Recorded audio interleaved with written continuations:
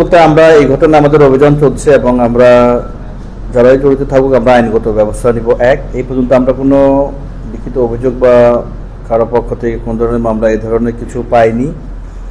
আর যেটি বলেছেন যে পুলিশের গাফিলতি যদি কোনো কিছু থেকে থাকে আমরা দেখবো, আমরা তদন্ত করে দেখবো, থাকলে আমরা বিধি মোতাবেক আমরা ব্যবস্থা গ্রহণ করব।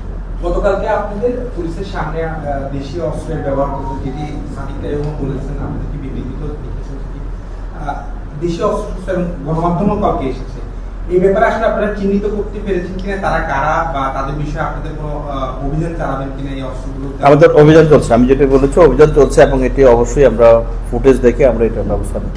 এখন পর্যন্ত কেউ অ্যারেস্ট আছে কিনা? না, এখন ঘটনাটা তো ঘটেছে প্রায় 24 ঘন্টার মতো হতে যাচ্ছে, কাউকে অ্যারেস্ট করতে পেরেছেন কিনা ঘটনাস্থল থেকে কিংবা এরপরে? কারণ আপনারা তো এটা কেউ অভিযোগ করা ছাড়াও দেশীয় অস্ত্র যেহেতু ব্যবহার হয়েছে আপনারা তো আইনগত ব্যবস্থা নিতে পারেন। না, এখনো কেউ গ্রেপ্তার হয়নি, এখনো আমাদের অভিযান চলছে, আমরা চেষ্টা করে যাচ্ছি। এখানে চিহ্নিত কোনো